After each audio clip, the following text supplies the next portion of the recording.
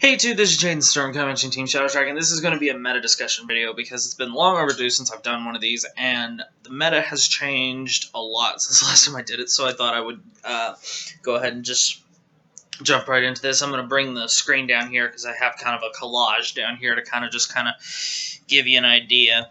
Guys, the meta right now, it's very weird because there's you can kind of, the thing I've always liked about Vanguard, and I've said this before and I'll continue to say it, is that you can really play anything you want. You just have to build it towards the meta and understand what's happening.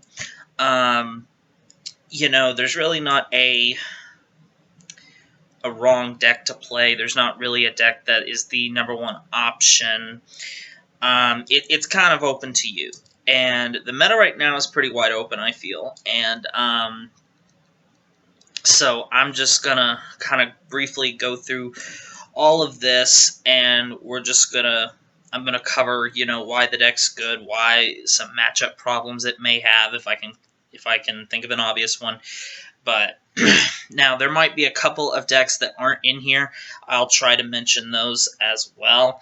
And if I don't mention your deck and you want my opinion on it, you can ask me in the comments and I'll give you my honest opinion.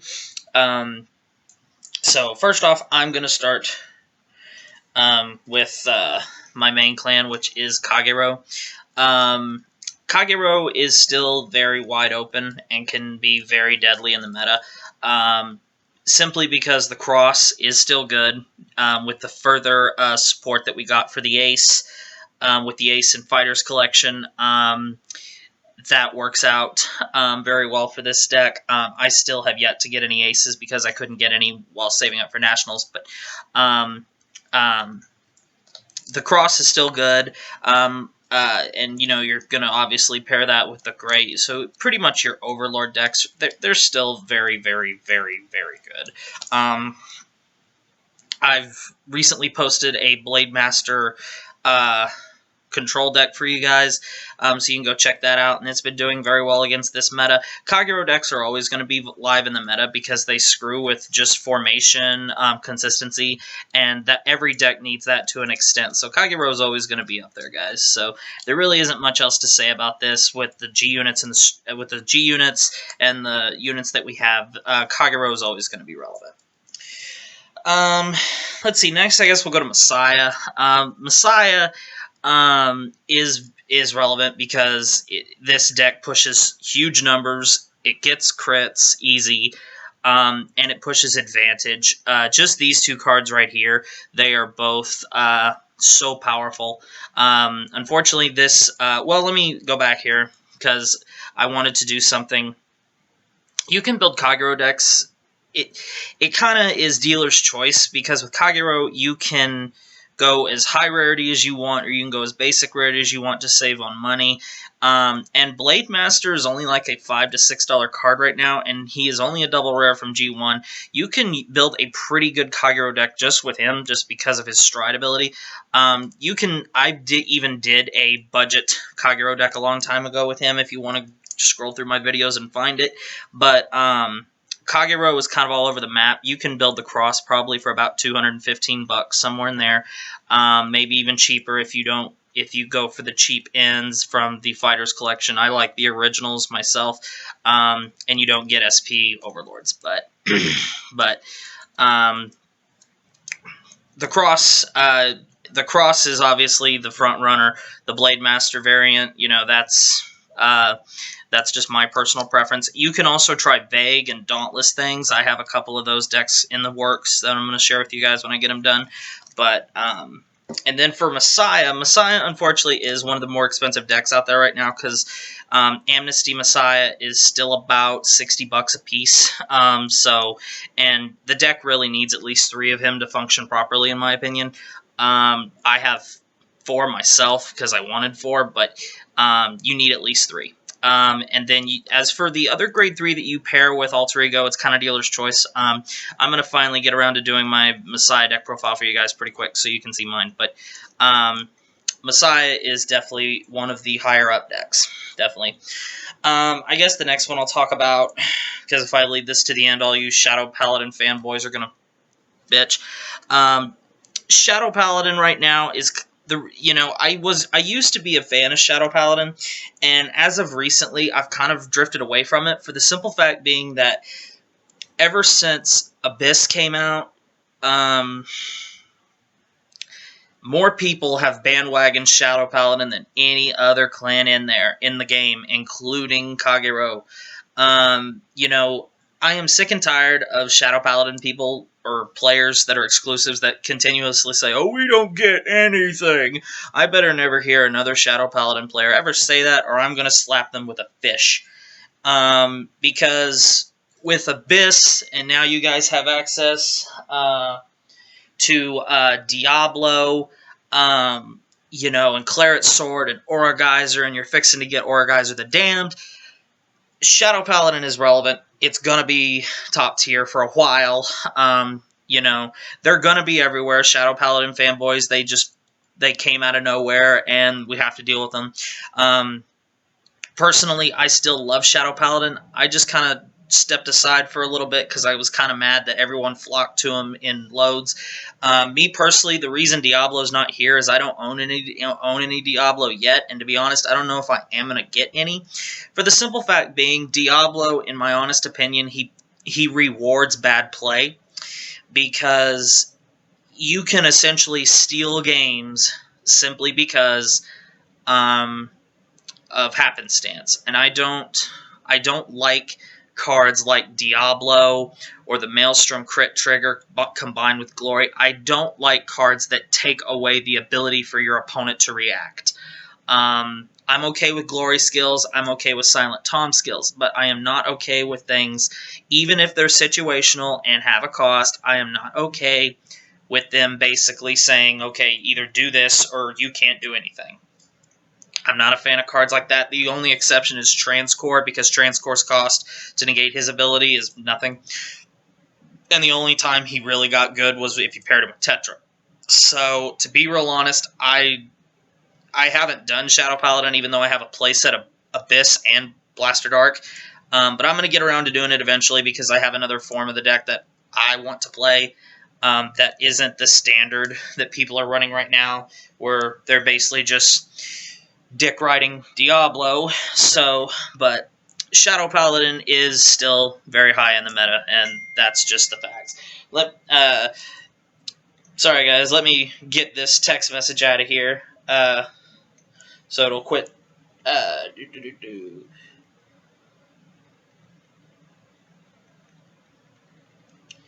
Oh, and by the way, hi Zach, that was you that just texted me. So anyway, I guess now let's go to Royal Paladin. Royal Paladin, and if, as you notice, there's more cards here with probably any clan that I've shown, because Royal Paladin is one of the most wide open clans there is. I want to announce real quick, guys, I will be doing unfortunately, I will be doing a Jewel Knight deck profile with strides and all that. I think we hit 24 likes on that video where I said if I got 25, I'd do it. So I'm just going to, the other day I just said, Jaden, just man up and go ahead and get it done and get it over with.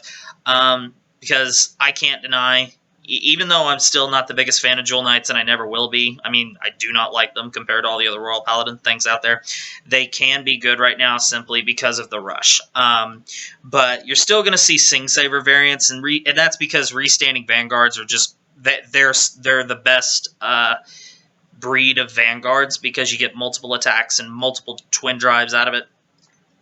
Ultimile is still a good card that you can pair up with. I'm really excited to find out what the Ultimile Stride does.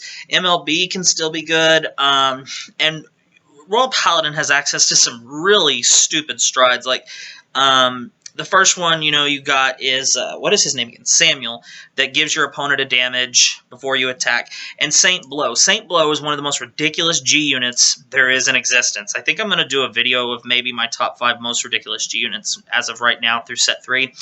Let me know if you guys would like to see that, because the reason Saint Blow is ridiculous, he gains a crit and tons of power for no cost at all. The only thing you need is 2 Royal Paladins on the field, I think. Yeah, you need 2 rear guards on the field, and he can gain, he can start just getting power and a crit.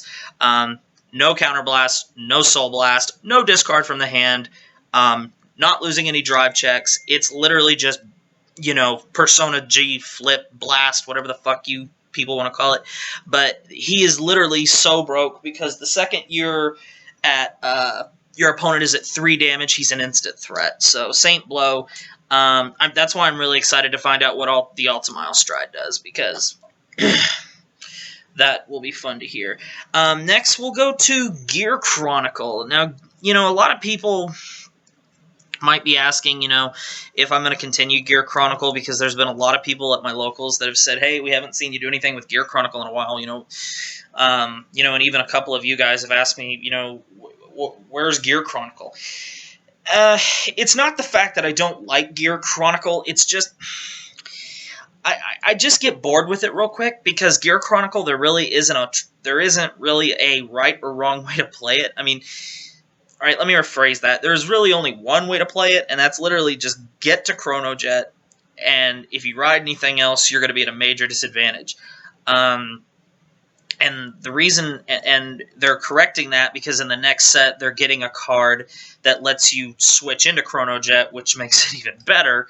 But Gear Chronicle, the best thing they have going for them is the multitude of strides they have. They have Upheaval Pegasus, which is a very, very good stride for them. They have Fate Rider, which is really underrated. They still have Ragnarok. They're getting ready to get Chrono Jet next stage. You know, they still have Chronos Command. They still got Lost Age. I mean, they have a lot of G units to pick from, and the continuous ability to alter fields. It's very good.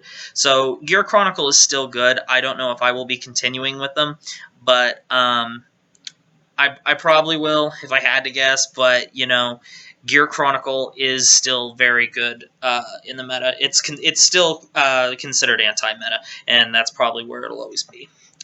Next, I guess we'll talk about Bluish Flames. Bluish Flames, in my opinion, is a very underrated deck right now. As I've said many times, Glory skills are very deadly, but when you can stack crits on top of a Glory skill, it makes it even better. Combining this with the few cards of support we got in Set 3, the Grade 2 Brinius, the Critical Trigger, and just a couple other cards, this deck becomes very, very scary. If you go first, your turn 2, which would be turn 3 of the game, you can just rush the hell out of your opponent to where they take massive amounts of damage, or they guard all of it and they lose all their cards, and then when you go to Glare and you start swarming your field again, they just take all that, and then they're just in a hole. Bluish Flames are still... They are under the radar tier 1.5 deck, in my opinion. For the simple fact being, they have a rush, they have access to strides now, they have more superior call ability now, and they also they still have Glare. So this deck, while being one of my favorites to play, is still very viable. Next, we'll talk about Aqua Force. Aqua Force is another one of those clans that's wide open, because you can kind of go with whatever. I mean, I've done 2 different deck profiles for you guys where you play Savas and then a straight Maelstrom deck. You can kind of pick whichever one you like best. They're both viable, and then combining it with Marine General of Heavenly Silk Lambros, you create states to where your opponent they have to force themselves to hold their hand, and they can't swarm their field as fast as they normally would like to in other matchups, because when you go into Lambros, you could possibly get 6. You're guaranteed 6 attacks if you have the right board presence, and you could possibly get more with skills. So they have to hold on to their hand and maybe even hope for a trigger or 2 to pop up to boost their Vanguard up higher just to survive. And Lambros is another one of those cards like Saint Blow, and that's because Lambros' skill is absolutely nutty, and Lambros is the only card from Set 2 that has held his value, because this is still a $30+ card, and it's because his skill is cheap and it's broke. as he's been called at my locals, La Broke. I mean, he just the ability to stand 2 rear guards and give him 10,000 power when we have access to cards like High Tide Sniper is just stupid. And then the last set of cards that I have here is Narukami. Narukami is a pretty cheap deck out there right now because they kind of just been forgotten about a little bit. Now the cards I have here are the Vermillion Legion, which is viable. You can still play your Vanquisher variants, which are just as good. They have access to 2 really good strides if you're playing just regular Narukami. Brawlers are also very good right now with Turbo. So that's an option. Another thing that I didn't put anything here for besides Bluish Flames is your Gold Paladin decks can still do well. I'm going to be bringing you another Gold Paladin deck as soon as I get the rest of the cards. Dark Irregulars. I know there's some of you out there that like Dark Irregulars, so please do not take this as a kick in the nads. Dark Irregulars are better than they've ever been, but they're still not great. The best card they got was Gildereus. Or Gildereus. I don't know how he's pronounced, but Gildereus at least gives that deck a chance. I'm not saying that Dark Irregulars without Gildereus beforehand weren't winning games, or losing all the time, or things like that. I just don't like Dark Irregulars for the simple fact being you soul charge like crazy, and you never know what you're going to soul charge, and there's really no way to get it back. I just don't like that, guys. But Dark Irregulars can do well. I'd say tier 2.5, maybe 2. And please, if you're a Dark Irregular player, don't think less of me. I'm just giving my honest opinion. Gildereus is what made the deck. Gildereus has given the clan some relevancy because luckily Gildereus can be matched in any Dark Irregular deck. If you wanted to play the most competitive Dark Irregular deck out there, I would suggest the Amon Legion. But that's just me. Also, another deck to consider is Great Nature. Great Nature is still extremely viable with Omniminence, both Omniminences, and they have access to 2 really good legions. They've got Big Belly Panda. They still got an amazing Break Ride in Chat Noir and Limit Removaler now, so you can do things with that. Neo Nectar from Zoo Nation as well. Neo Nectar is very viable. Neo Nectar is also pretty cheap for you budget players. Neo Nectar's, their generation rare is less than $10.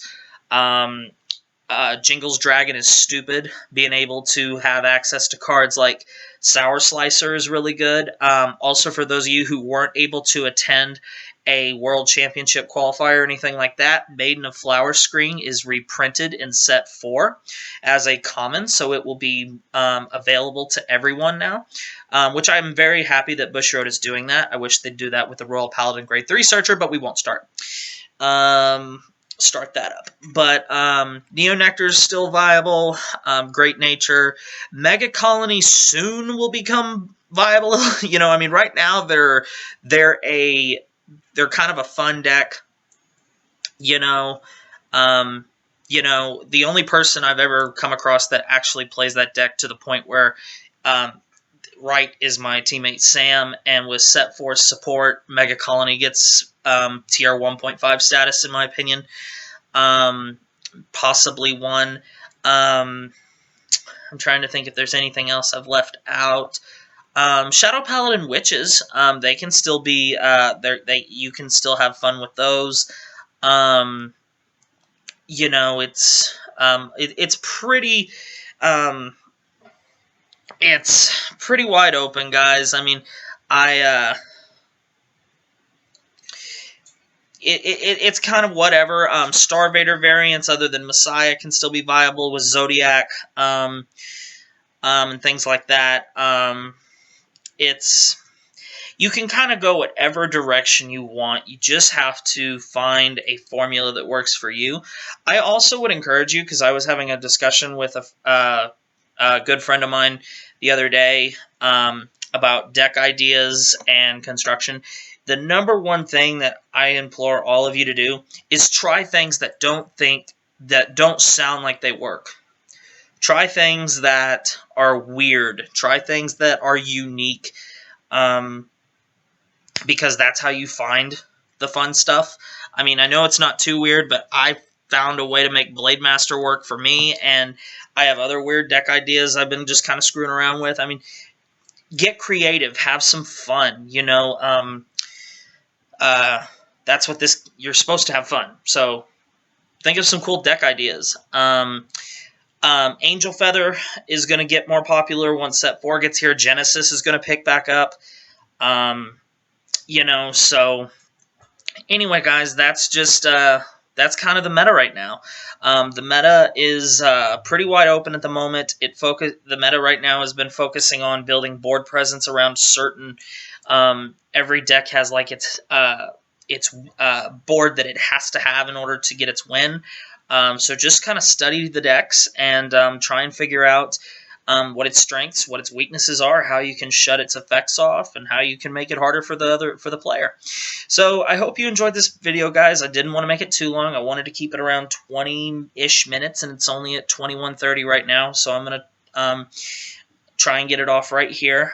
So anyway, guys, I hope you enjoyed this meta discussion. Please let me know if you like this. Let me know if the next time I do another meta discussion, if there's something else you want me to do or expand on so I can make this better for you guys. If you have any question about the meta, you can place it in the comment section below, and I will respond to you to the best of my ability. So thank you very much, guys, for watching. Please give me a thumbs up. And subscribe and share this with any of your friends that play Vanguard. Get them to subscribe to the channel. We're going to be doing a contest soon, guys. I promise. I don't know exactly what. I'm probably going to give away a box of set 3 would be my best guess. So, anyway, guys, thank you very much for your continued support. You're all awesome. Give yourself a pat on the back. And keep in mind, guys, I am open book. You can send me video requests at any time, and I will do the best I can. So anyway, guys, thank you very much for watching the video. Make sure you like, comment, subscribe, thumbs up this video, and I will see you next time.